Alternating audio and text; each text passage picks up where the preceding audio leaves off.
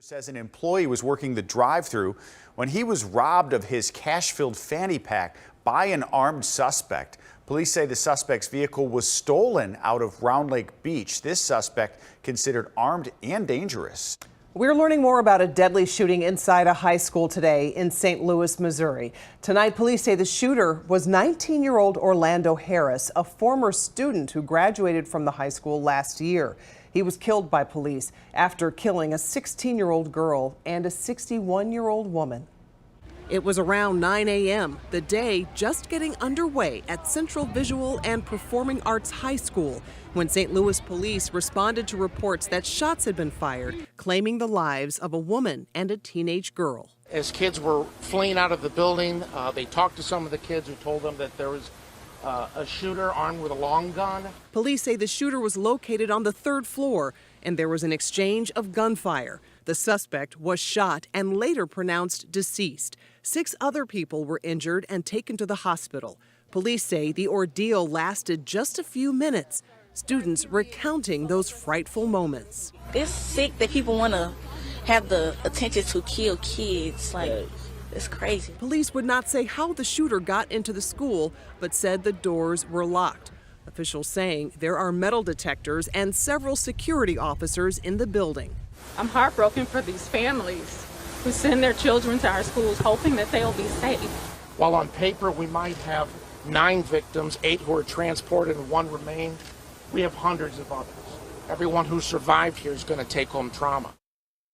And police have not yet said if the 2 people killed by the gunman had any connection to him or were shot at random.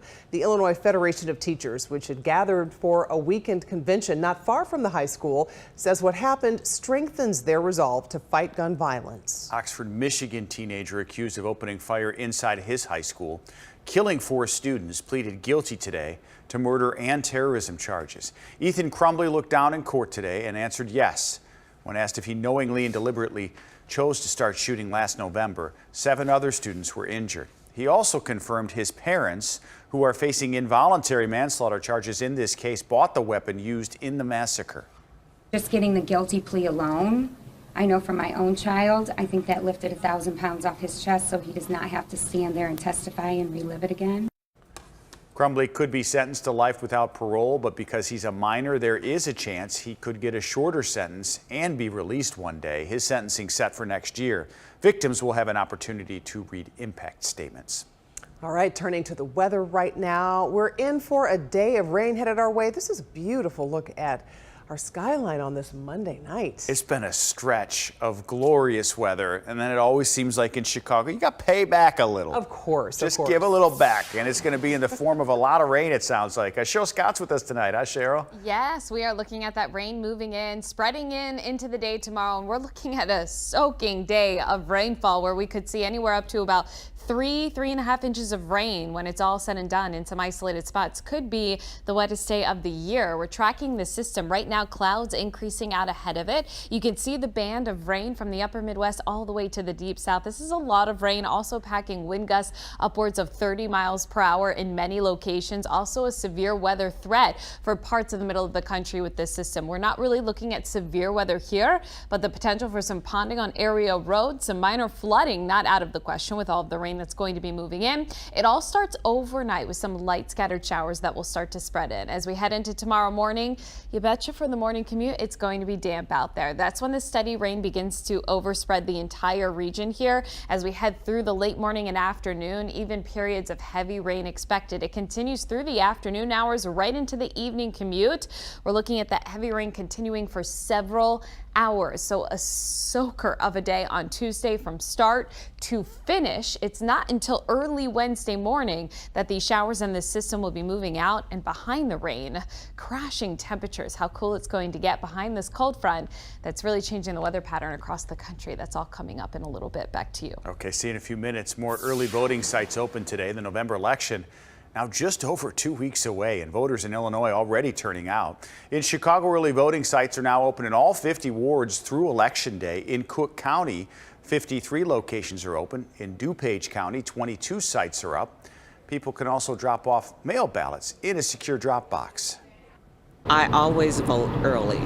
I usually work the polls And so that also helps that I need to get my voting out of the way beforehand. For voters who can't vote in person, you can apply for a vote by mail ballot through November 3rd. Governor J.B. Pritzker and several other state Democrats were out today trying to encourage residents to vote early. They talked to constituents at the Huddle House restaurant at 94th and South Stony Island. Republican challenger Darren Bailey's in the western suburbs today, making stops in Hinsdale and at Oakbrook Mall. You can stay informed about the upcoming elections with the help of our voter guide. Get polling information, learn all about the candidates. There's a lot of useful stuff there. It's on our website, free news app too. Loved ones are mourning a North Lawndale High School football player shot and killed this past weekend. Rashawn Hendricks was one of at least 9 children shot across the city. Christian Picos has more on how he's being remembered and the continued calls to end violence against young people. 16-year-old Rashawn Hendricks was a star athlete and a scholar at North Lawndale College Prep's Collins campus, whose life was abruptly taken Saturday night when he was shot at a nearby park. Rashawn's basketball coach tells ABC7 there are no words to describe the grief this school is facing. I've been broken for the last 48 hours. North Lawndale College Prep is grieving the loss of 3-sport athlete and hardworking junior, 16-year-old Rashawn Hendricks. Rashawn's a kid who you always felt like would be safe. Chicago police say Hendricks was shot in the 1200 block of South Fairfield just before 8:30 p.m. Police say 2 people got out of a dark-colored sedan and opened fire. Hendricks was taken to Mount Sinai Hospital, where he died. A 13-year-old girl was also hit in the shooting and is listed in good condition. You almost can't walk out of the house. Everything has to be so structured in the youth schedule just to make sure that, they feel safe. Hendricks was one of 9 kids and teenagers shot this weekend alone in Chicago. 308 minors have been shot in 2022, according to Chicago police data, 43 of them fatally. Violence is so high, it's hard for them to go to the park. That's Sam Castro of the Institute for Nonviolence Chicago, a nonprofit working to combat gun violence in the city. He says children who are exposed to this level of trauma need to speak with someone about how they are feeling, so these experiences don't become normalized. Thinking about the mental health approach and getting them to open up to clinicians to talk about it. I think about myself, and I got shot at the age of 3. I never talked about it. I never released that until I got older. As North Lawndale mourns together, Redmond says love is what will heal this heartbroken community. With that village comes a village of love, and that every kid needs to feel the type of love that Rashawn felt in his home.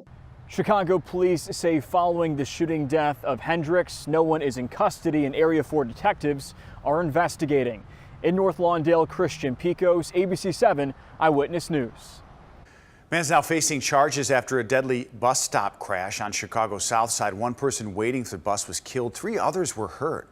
Police arrested Troy Schumpert after yesterday's crash. It was all caught on surveillance video. We stopped this right before the impact. Police say the victims were standing at the bus stop at 79th and King Drive when a driver crashed into them. Schumpert's accused of driving on a revoked license. Chicago police have released surveillance video of a man they say tried to sexually assault a postal worker in Little Village. That attack happened Saturday morning at a gas station near 28th and Pulaski. That postal worker was able to escape, but police say the suspect drove off in the mail truck, which was later found about 6 miles away.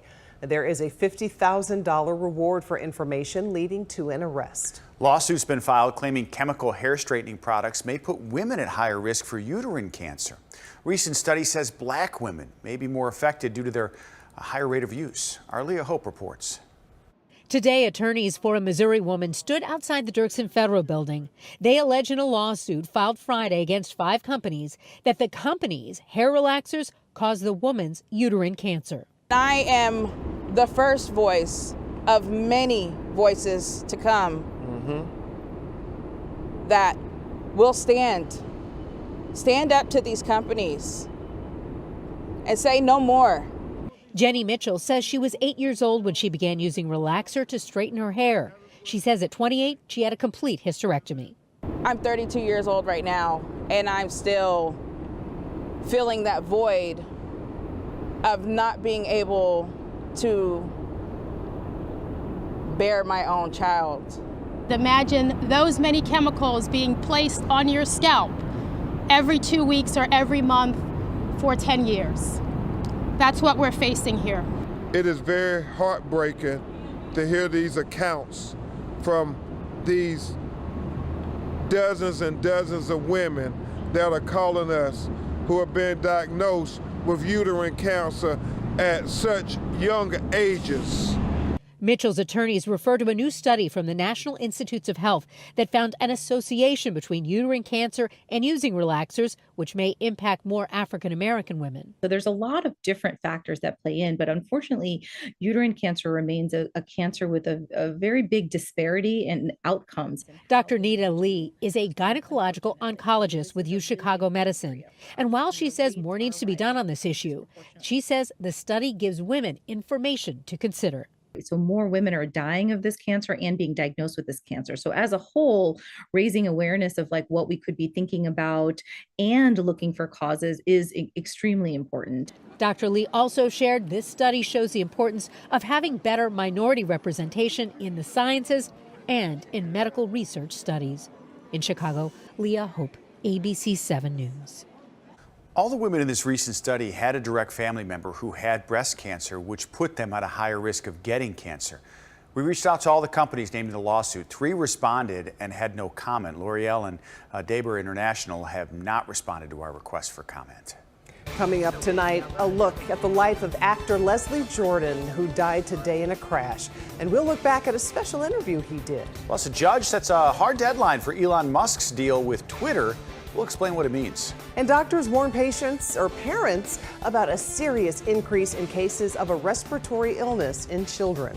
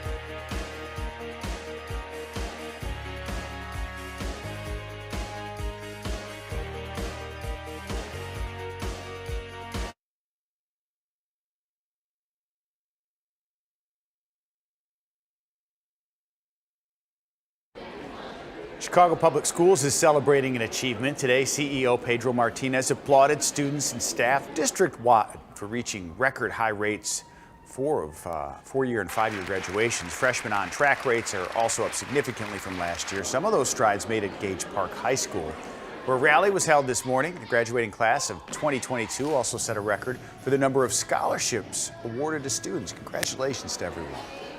Big new developments are popping up around the Fox Valley Mall in Aurora. Construction has been approved for more than 500 new residential units. It's part of a larger mixed-use retail and residential project that's already underway. Next month, the city expects to cut the ribbon on the Lumina Fox Valley residential community. It will have more than 300 residential units built on the site of a former Sears store. The LaSalle Veterans Home has been hit with another COVID outbreak. As of this morning, 23 staff members and 42 residents in the state-run home had tested positive for the virus. No one has been hospitalized, as most residents are said to be experiencing cold-like symptoms. This is the same veterans home where 36 residents died during a COVID outbreak in 2020. There is a warning tonight for parents amid the rise in respiratory illnesses that is overwhelming children's hospitals nationwide. Of 43 states in the District of Columbia dealing with the influx of cases, some of those facilities being pushed to capacity. ABC's Morgan Norwood has more on the symptoms. As the rise in respiratory illnesses in children continues to stretch out across the country, health experts are sounding the alarm heading into the winter months. We're talking about COVID-19, influenza, and RSV, and these other viruses that are making children sick. And remember, a lot of children have not been in schools without masks for 2 years, so they don't have natural immunity. Right now, hospitals in at least 43 states and the District of Columbia are grappling with rising cases. 75% of an estimated 40,000 pediatric beds are now filled, and it's the highest it's been in 2 years. Emergency departments have been full, our hospitals have been full, our intensive care units have been full. This health alert comes amid the ongoing threat of COVID-19. Though the CDC is reporting early cases and seasonal flu cases in most of the country, the southeast and south central areas are seeing the highest levels. Flu has a PR problem in this country because we think it's just a bad cold. Influenza kills tens of thousands of Americans every single year. And right now we're seeing cases go up earlier than they have in the past. Not really a surprise because we're more out and about. And then there's RSV. It's a virus which is most common in the winter months, but it's also the leading cause of hospitalizations in all infants and can be life-threatening to babies and toddlers. Katie Kernick is a mom and pediatric nurse. She rushed her son to the hospital when she noticed the symptoms of respiratory distress, which doctors say included labored breathing and flared nostrils. Any parent seeing their child not being able to breathe properly is very scary. And health experts say children under 6 months and kids with pre-existing lung or heart conditions could be more vulnerable to RSV. With a potentially tough flu season expected, they stress that it's more important than ever to keep kids up to date on their flu and COVID vaccines. I'm Morgan Norwood, ABC News, Los Angeles. Thank you, Morgan. All right. Yeah, it is that time to start thinking about the weather to come, but it's still so nice and mild out there right now. It was a great weekend, just like they described, and here we are with some rain. It doesn't look like it's going to rain, but my goodness, it's pretty much guaranteed tomorrow, huh, Cheryl? It is definitely guaranteed. It's going to be raining almost start to finish through the day. We're looking at one of the wettest days of the year that we're tracking with this rain that will be moving in. We're still quiet and dry right now, mostly cloudy skies out ahead of the rain. Temps in the mid 70s, another mild day coming off of a phenomenal weekend that all is about to change. Not only are we looking at rain, but crashing temperatures. Late tonight, that rain will arrive. By tomorrow, steady and heavy rain expected at times through the day, and it's going to impact your commute times. As we go into early Wednesday, that rain will finally begin to taper. So we're looking at almost 24 hours of this rain event. Satellite and radar beginning to show that rain getting closer here to parts of northwest Illinois. As we widen this shot out, you can see the band of steady rain stretching for miles from the upper Midwest all the way down into Texas. This is all a part of a system and a cold front that's really barreling through the middle of the country. It's not that fast moving, and that's why this rain will be sticking around for quite some time. It's also upping the winds for so many states, and that will be the case for us. It's been a windy day. We've had gusts up to about 30-35 miles per hour. Wind advisories on the map with this system, and a cold part of this system as well. Take a look at the dip in temperatures. I don't need to point out where that front is located. You can clearly see the contrast here. Out ahead of it, it's very mild. Back behind it, it's very chilly, and parts of the northern Rockies seeing over a foot to almost 2 feet of snow in some locations. That cold weather all the way dipping down into parts of Texas. Lubbock, Texas right now is sitting at 44 degrees, and we are at 74. So this front is doing a number, and it will do a number to our temperatures as we go into the next 24 to 48 hours. We can say goodbye to the 70s. Wind gusts right now up to about 30 to 40 miles per hour. It stays windy tonight right through the day tomorrow. Isolated scattered showers starting up overnight, and then tomorrow morning during the commute between about 6 and 8 a.m. steadier rain begins to overspread the entire area.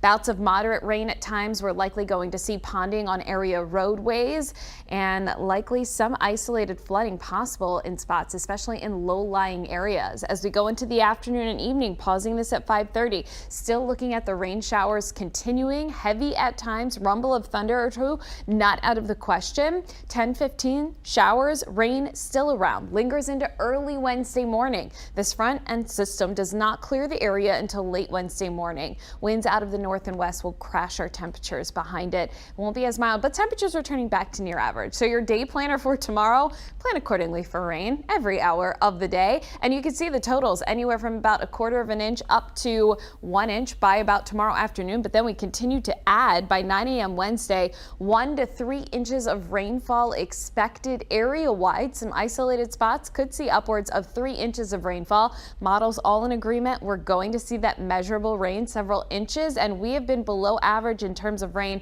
over the past 3 months, almost 5 inches below average. We do have some dry drought conditions in place as well, so we do need this rain.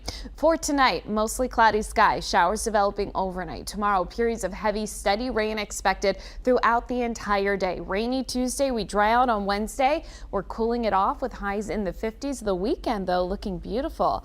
Back into the 60s, near and a little bit above average. 50s by the lake, but lots of sunshine and a few sprinkles possible by Halloween. Guys, back to you. Yeah, let's hope that Halloween stays dry for the kiddos. Yes. Yeah, It's still a week away. It is a bit away, yep. Gotta get that trick-or-treat time in. All right, thank you, Cheryl.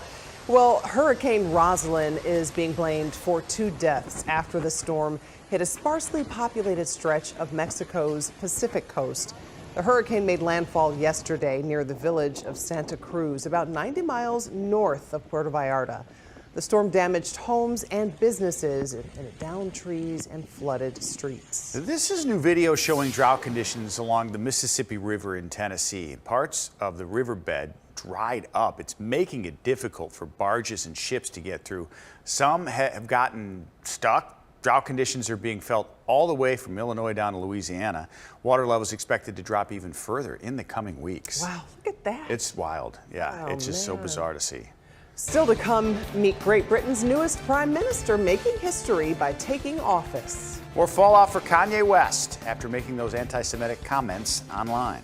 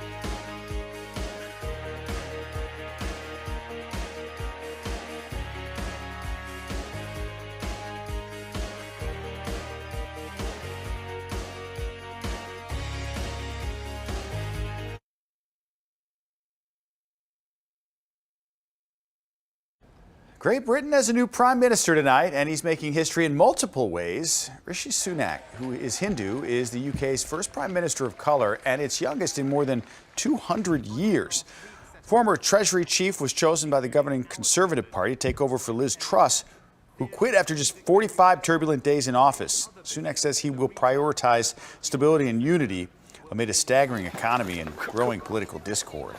Actor and comedian Leslie Jordan is being remembered tonight by fans and fellow stars. He died after crashing into the side of a building this morning in Hollywood. It's not clear if he died as a result of the crash or if he had some type of medical condition beforehand.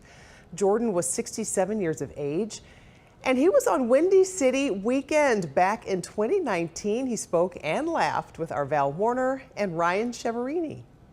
Now when did you know you wanted to go into show business? Well, actually, people think, when I was little or something, I had no interest, Yeah. I learned to be funny during dodgeball. Right. And I heard that you really learned to be funny because you wanted to, make Keep the bullies laugh. at bay. Spare the queer, they try to hit me with that ball. I got to be funny. But I was 27 years old, and I wanted to be a journalist, and I had exercised racehorses for years. I've had a long, long go. But I went back to school, and everybody said, take that intro to theater class. That'll get your arts elective out of the way. And we started doing improvisations, and I ran to the head of the department, and I told him I wanted to be an actor. He said, well, first of all, learn how to pronounce what your degree's going to be in. Because I was saying theater. I want to be in the theater. I want to be. He said, it's theater. I said, that's what I said. I want to be in the theater. Well, obviously it all worked out. You won an Emmy on Will and Grace. A fantastic role. Oh, man. Good. Laura's our guest producer today. Great call bringing that back. No kidding. That drawl came from Chattanooga, Tennessee. I was just looking that up. And besides starring as Beverly Leslie on Will and Grace, Jordan also recently starred in American Horror Story. And he really gained a whole new audience during the pandemic. You were telling me about that, He would just get on Instagram and just talk about, well, what do we do now that we're locked down? And it was like he was all of us, and it was really entertaining. It was relatable, and it was funny when we all needed that. And he's going to be missed by so many people. A lot of celebrities tweeting about him and how he'll be missed and sharing on social media. And was really big in the gay community. I mean, he just was. Nobody didn't like him, right? Everybody you hear about just said he was funny and genuine and gone way too soon. There's a great picture. RuPaul, who is nearly 6'7", right. tweeted a picture of the two of them together. I guess he was a guest judge on RuPaul's Drag Race, and it was just adorable. The height differential was just great because he was only 4'11", but just such a big personality. Exactly, right. He seemed like a guy you just wanted to hang around. He wouldn't have to say a word, just listen and laugh. Yeah, He'll be missed. absolutely. Well, Chicago's Filipino community is also mourning a loss of a prominent member. Estrella Alamar co-founded the Filipino American National Historical Society back in 1986. She was also an active member of Chicago's Cultural Alliance. She was also a CPS teacher for 30 years before retiring. Estrella was 86 years of age. Prominent Hollywood talent agency CAA is the latest company to cut ties with Kanye West after his anti-Semitic tirades. Recent social media posts in which he threatened going to, quote, DEFCON 3 on Jewish people is reportedly the reason the agency ended their business relationship. The CAA joins a growing list of companies that includes JPMorgan Chase Bank and The Gap that have cut ties with West after his outbursts. Kanye West's ex-wife, Kim Kardashian, now publicly condemning his hate speech. Earlier today, Kardashian posted a statement on Instagram sharing her support of the Jewish community. She wrote, quote, hate speech is never okay or excusable, and called for an end to verbal attacks and violence against Jews. Her post came after singer Boy George publicly questioned Kardashian's silence about her former husband's behavior.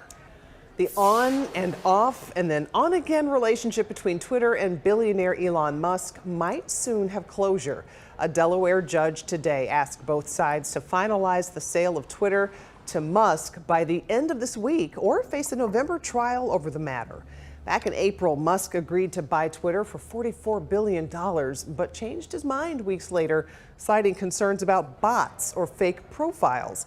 So Twitter sued him and the legal fight began. Last week, Musk told the social media company he does want to move forward with closing the deal. Financial experts say neither side wants to go to trial. Yes, well, So right. you would think maybe by Friday this thing gets done, but it's been a long, drawn out. It sure has, yes. Still to come, some Chicago sports memorabilia hitting the auction block. But first, some bad news about candy as we get ready for Halloween. Some sweets are not what they used to be.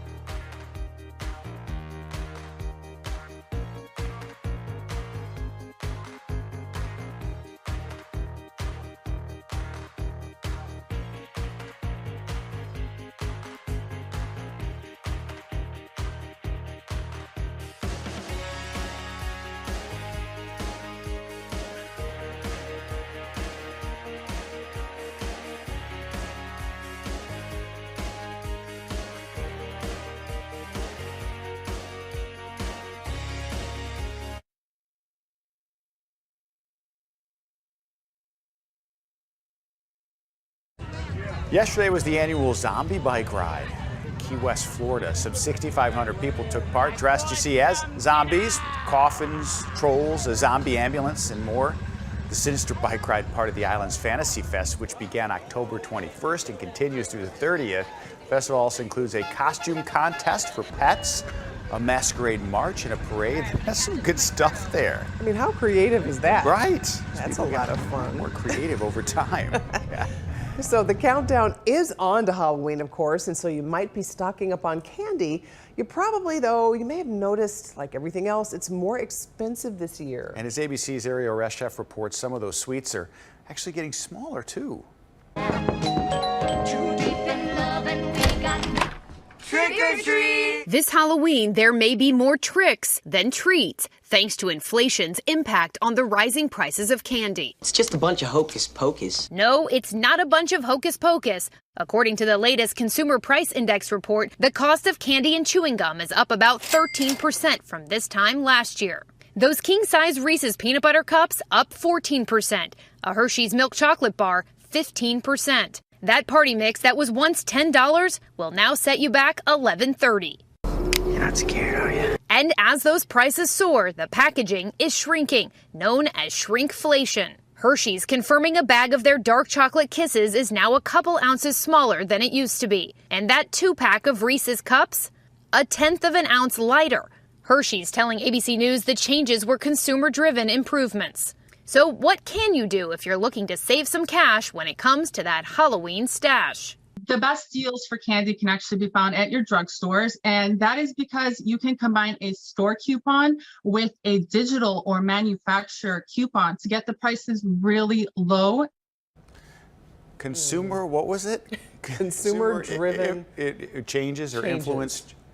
Consumer-driven, yeah. Making candy smaller is not helping any of us. No, not at all. Not for Halloween. And if there's a house that gives you the 2 peanut butter cups, man, go to that house as much as you can. That's a good deal. That's right. Even though it's 10% smaller. That's right. What's your favorite? If you went to a door and they opened it when you were a kid, what would you want? Jelly beans. Jelly? Wow, I would have never guessed. I'm more of a sugar girl than chocolate. And they make those little jelly bellies in the little, you can rip it like a little bag. I love those. Wow. Like the tiny little packets. Yes. No chocolate. Gummy bears. Okay, so you like, okay, I get you. Oh, yeah. Yeah, chewy Sour sweet tarts, Patch Sour Patch Kids. Kids, Nerds. Nerds. Oh, I love Nerds. So Cheryl Burton, your office on the other side of the building, if you come over to over here, she's got this pumpkin, and the Nerds were stacking up. You would have loved it. I got a handful of those Nerds. People were They were all waiting for me. Yes, I got 'em. yeah. I think it was one in Corey, one of our producers, big nerd guy, and nobody else, right? Those are so good. Chris Parrish, our executive producer tonight at 10, he just grabs handfuls and handfuls. Now, who likes candy corn, though? I don't know. Candy corn gets a bad rap. I do not. I do not either. Corn. No. Give me a Snickers, I'm good. Okay. Or a Payday. Chris takes them home to his kids. I don't know. He's watching, I know, and he's going to be mad that I said Sure he that. does. Okay. Likes it all. He gets a little bit of the Nerds, mixes it in with a little bit of the chocolate, and you just blend everything. Well, right. fuel. That's fuel. We're doing the spooky scenes next, right? Oh, we got to read this? Oh, no, here we go, spooky scenes. Okay. We're featuring spooky scenes from all the Chicago area, if you haven't heard. This one comes from Brandon Johnston. This is in Indiana in Porter County.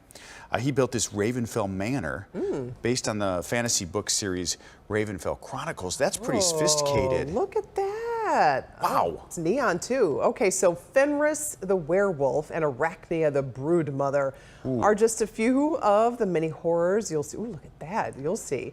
We want to see your spooky scenes. Submit them now at abc7chicago.com, and you will see it right there on the homepage. That's a great idea. I love that. There's a neighborhood across the street from us, and they had that werewolf, I think, and then this pumpkin with it was a rib cage and it was fire, and it was 15 feet tall. Oh my goodness. I know. I don't remember decorations being that cool. No. Yeah, so you have to look out for that. It looked a lot like that. I like that. I like that a lot. Well, hundreds of people in Belgium dressed up in Halloween costumes this weekend. They carved out giant pumpkins and paddled around at an annual race. The competition started in northern Belgium in 2008 after farmers decided they needed a new use for the pumpkins weighing nearly 900 pounds. How do you get them in the water? Oh my goodness. And I would just go in circles and circles. No It's kidding. pretty fun though. 900-pound pumpkin. Still to come, a new report card shows some problems in our nation's schools. We're going to break it down here in Illinois, but it's not all bad news. And we have details of a new study on dementia and just how many Americans are likely affected right now. Cheryl. And we are dry outside right now, but rain and steady rain on the way as we head into our Tuesday. How long this will be with us, how much to expect. We'll talk all about it, break down the timing coming up.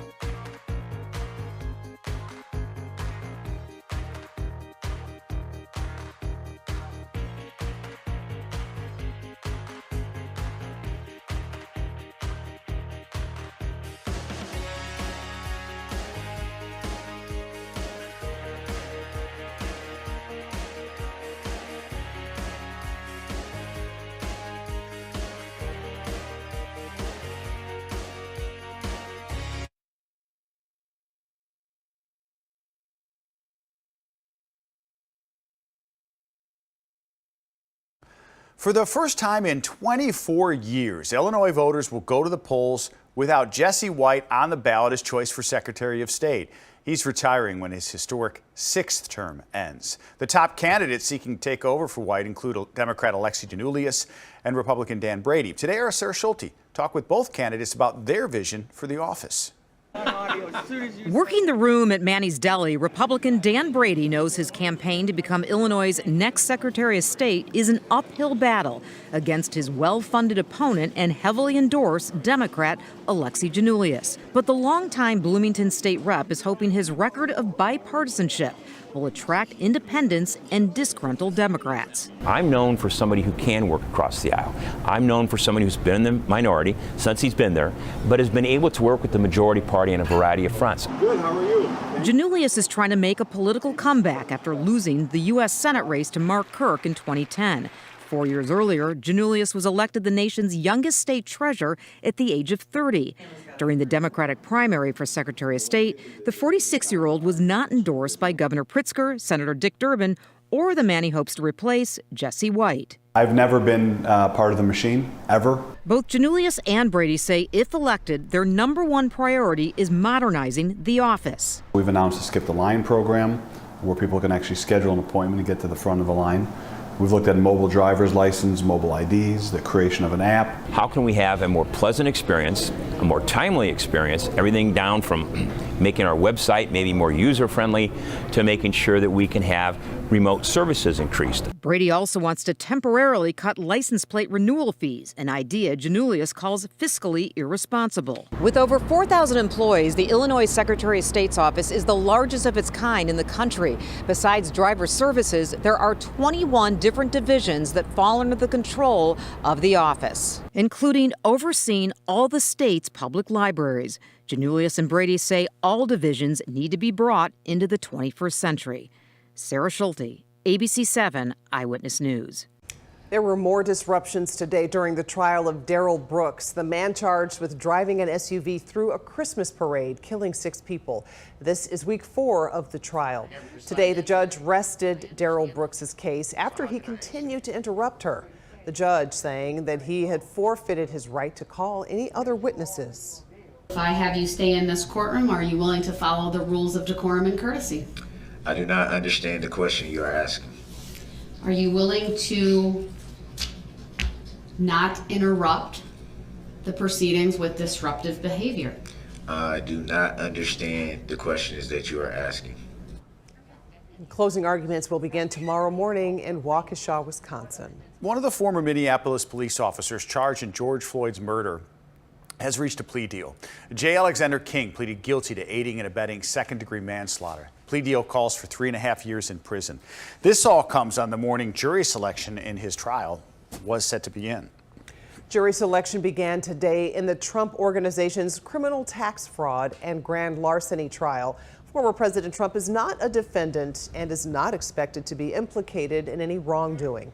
A possible plea deal was discussed several weeks ago between Trump's lawyers and the Manhattan District Attorney's Office. The organization could face up to $1.6 million in fines. Justice Clarence Thomas has agreed to temporarily freeze a lower court order requiring Republican Senator Lindsey Graham to testify in a special grand jury. The Atlanta area special grand jury is investigating former President Trump's efforts to overturn the 2020 presidential election. A new study says roughly 10% of Americans over the age of 65 suffer from dementia. The study was published today, and the findings are based on a study of nearly 3,500 people. Research shows 22% of those people had mild cognitive impairment. Symptoms include forgetting things, missing appointments, or trouble coming up with words. Dementia can also cause people to show poor judgment and act impulsively. Doctors say exercising and a healthy diet can help keep people and their minds strong and possibly stave off types of cognitive impairment. Nation's report card is out. According to the National Assessment of Educational Progress, math and reading comprehension are down. John Garcia with how local students are faring. Their teacher is pushing these Gage Park High School students in their math class. Math, in fact, is a focus for students throughout the state, especially in Chicago, after today's release of the NEAP scores, or what's known as the nation's report card, in Washington, D.C. The results are sobering. We are seeing declines which are consistent and in line with some of the declines that school districts across the nation and the state have been noticing after the 2 years of the pandemic. Students are tested every 2 years. The results show math and reading scores have dipped significantly across the country since before the pandemic. In Chicago public schools, reading scores have remained steady, but math scores have dropped significantly. Eighth graders around the country, the state of Illinois, and the city have all dropped about 10 points. We're seeing about a decade of growth on that test in math wiped out on that latest set of assessments. Chicago Public Schools leaders were gathered at a news conference today to celebrate the record high 2022 graduation rate and scholarship totals. I am fairly confident that we will not only bounce back, but we will continue to be a district on the rise. There is some good news. The Illinois State Report Card, which is expected to be released later this week by the State Board of Education, reportedly shows growth in student test scores since the pandemic, though educators admit they still have a lot of work to do. In the Edgewater neighborhood, John Garcia, ABC7 Eyewitness News. Still to come, how to make your pup the next big influencer. We'll explain. And more on the return of a McDonald's cult favorite.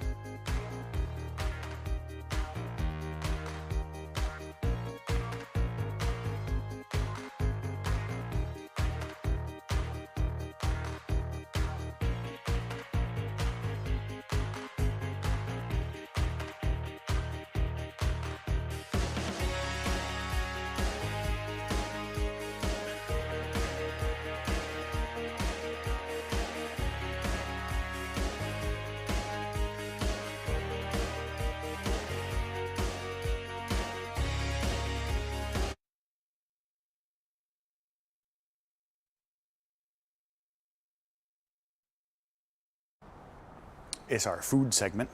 For those of you who love the McRib sandwich, McDonald's is bringing it back for yet another McRib farewell tour. I didn't know there was one. The McRib has developed a sort of cult following. The sandwich has been around for over 40 years in an on-again, off-again fashion. And while it's had a few farewell tours, McDonald's claims this is it for now. Yes, I'm sure. It comes back to restaurants next Monday, Halloween, and you have until November 20th to enjoy what McDonald's calls a boneless pork sandwich dipped in barbecue sauce. It's like the Cher of fast food. It's always has a farewell tour. And a huge following, too, right? Yes. Are you a McRib lady? I am not. I've never been a fan, but I know people love it. Oh, yeah, my husband. He's going to have a month. Christian, if you're watching, you got a month to eat this thing. Taking the kids there every day. I'm going to tell him, hopefully he's like busy with the kids right now, he so will he's not know. hearing this. Yeah, I'm sure they'll know. Yeah. Okay, so here is a chance, if you have dogs, to turn your dog into a star. There's a job opening, and your dog could get this, up to $10,000 a year. Yappy.com, a website for pet gifts, is hiring a chief fluff officer. The job description all boils down to just being cute and taking even cuter pictures while trying out some of the gifts from the website. Just apply by November 18th. How do you pick? Oh, I mean, they're all awesome. So cute. Imagine being on that panel. Your job is to look at pictures of thousands of dogs. Oh my goodness. And pick the cutest. Yeah. It'd be hard. That They're all would be winners. they're so cute. I know.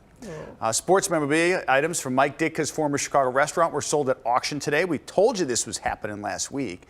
The jersey and sweater that were seen when Ditka's number 89 was retired at Soldier Field back in 2013 brought in the most money, $39,000. Multiple game balls presented to Ditka over his long career sold for thousands of dollars. His 1961 Rookie of the Year trophy went for $36,000. Wow, big Seems money. Yeah, but relatively, I don't know, not cheap, but some of Jordan, I mean, it's Jordan and Ditka, but some of that stuff goes for millions. Yeah, no kidding. Millions, You're right. yeah. You would think six A figures little bit more, at least. right? So, yeah. Well, who knows? All right, it's time for our weather forecast. Are you a McRib person, Cheryl? I'm not. No? What do you get at McDonald's? I rarely go to McDonald's. Oh, I think it's the best hangover food back in the day. Probably fries. Fried. You can't go wrong with fries. By a McDonald's. 2 cheeseburgers, fries, and a Coke. They're fountain Coke. Oh, they're fountain For Coke. For some reason, it's just so delicious. good. Yes. I'm more of a Chick-fil-A. Okay, that'll work. Okay. With a little groove Healthier. in it. Right? I don't know if it's healthier, but I don't know if it is. I don't know if it is. All right, so don't worry about the McRib. Christian's got us covered. One for all of us. Yeah. Not raining yet, huh? Not yet, but it's going to happen. Tomorrow it's going to be just a miserable raw day, but we do need the rain around here. And timing-wise, let's get it on a Tuesday versus a weekend. So we'll make that happen. Right now we sit at 74 degrees, another day with above average temperatures coming off of a beautiful weekend, mild summer-like. We had highs near 80 degrees. That's all about to change. Rain begins after midnight. We have a cold front moving in. It's going to bring us some heavy, steady rain, and that rain's going to continue in the area through the entire day tomorrow from start to finish, and it won't be out of here until Wednesday morning. That rain getting closer. We're dry right now, a few sprinkles as we head into the next couple of hours, but the steadiest of the rain will be picking up in intensity tomorrow. Overnight, some scattered showers, but you can see the line here of rain, heavy rain, severe weather down into Texas tonight, and this cold front definitely bringing some gusty winds across the middle of the country as well. We don't have a wind advisory here, but it's still windy. Gusts upwards of 30, 35 miles per hour, and take a look at the temperature difference across the country. Very cold back to the west, and that cold air dipping all the way down into Texas out ahead of it where we sit right now. But it's inching closer. We're at 74 degrees. We're going to see these temperatures start crashing during the day tomorrow. It won't be as mild, but our highs will be seasonal, so looking okay. As we head overnight, some scattered showers into the day tomorrow early on between about 6 and 10 a.m. Heavier, steadier rain starts to spread into the region. This is going to be an all-day event, so that rain is going to continue to come down. We're looking at potentially the wettest day of the year, anywhere from about 1 up to 3.5 inches of rainfall possible. Where we get the heaviest bouts of rain, you could quickly see several inches of rainfall, especially by tomorrow night. You can see those oranges, those reds, the potential of downpours here, a few rumbles of thunder, but mainly a steady heavy rain falling throughout the day. Temperatures will become crashing down as well. Some localized flooding, potting on area roads possible.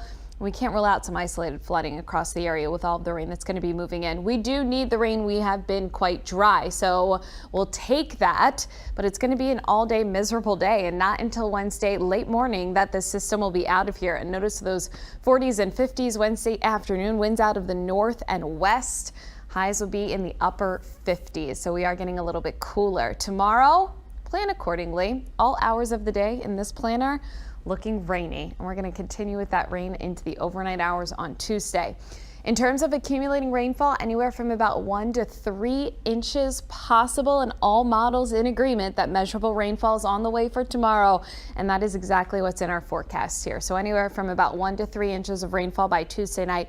Few spots in a few cities could potentially see a little bit more, over 3 inches of rainfall. August, September, October, all of these months below average in terms of rainfall. So since August, we're about 5 inches below average, and we do have dry and extreme, or not extreme, I should say, but dry to moderate drought conditions across the area from Chicago down to the south, and extreme exceptional drought in the middle of the country. Reason being also the Mississippi water levels that we keep talking about at historic lows, because so many of these areas, the waterways that lead into the Mississippi, have been experiencing dry drought conditions.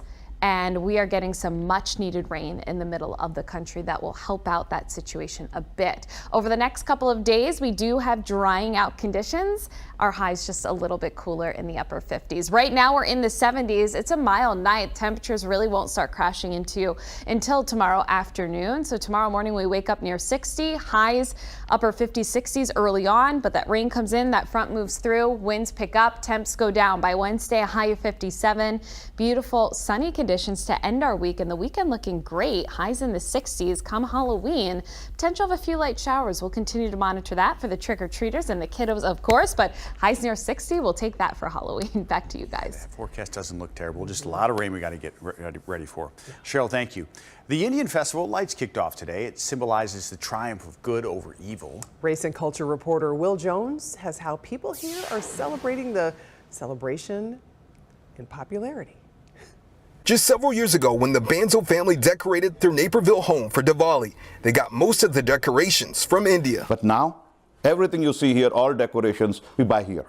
It's part of a growing awareness and recognition in the U.S. of the 5-day festival celebrated by Hindus, Sikhs, and others, primarily of South Asian origin. Just 5 or 6 years back, or 4 or 5 years back, people used to ask, what is Diwali? Now we don't get that question. Oh, it's Diwali. It's a festival of lights. Pharrell Shaw says his non-South Asian colleagues now know sometime between mid-October and mid-November he's going to be taking some time off from work to celebrate Diwali. It makes you feel part of the fabric of the community that you're in, that they're able to recognize and keep an eye out for things that are important to you. Starting next year, New York City will recognize Diwali as a school holiday. Some are hoping other districts around the country will follow the lead of the nation's largest school system, making the school calendar more inclusive. We were very lucky. We grew up in an area where there were a lot of Indian kids going to our school, so we were able to talk to them about it. But in terms of our teachers and our non-South Asian friends, they had no clue. It's so cool seeing something that you've loved and cherished all these years kind of being accepted by a broader audience. BAPS volunteer Janki Patel takes pride in helping organize Diwali festivities for the public, including a fireworks display. It's been really cool to be like, this is the person I've been all these years, and it's really great sharing that with the people that I love the most. Krishna Bansal hopes not only awareness of Diwali continues to grow, but also participation. We love to get everyone involved with us, celebrating this wonderful, marvelous festival. Will Jones, ABC7 Eyewitness News. A special time for a lot of folks. We'll be right back.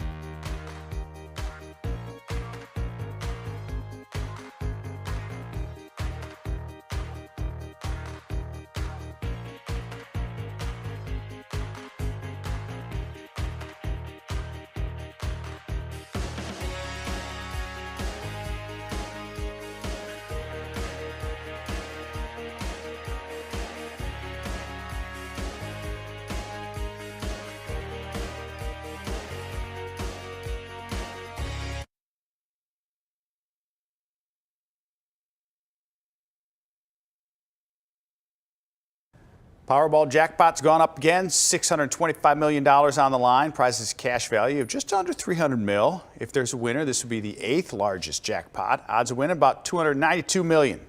If you're going to watch us at 10, we'll have the winning numbers. Karen, always like having you with me on the show. So much fun. It's a lot of fun. Learned a lot about you. Yeah, love it. All right, have a great night, everybody.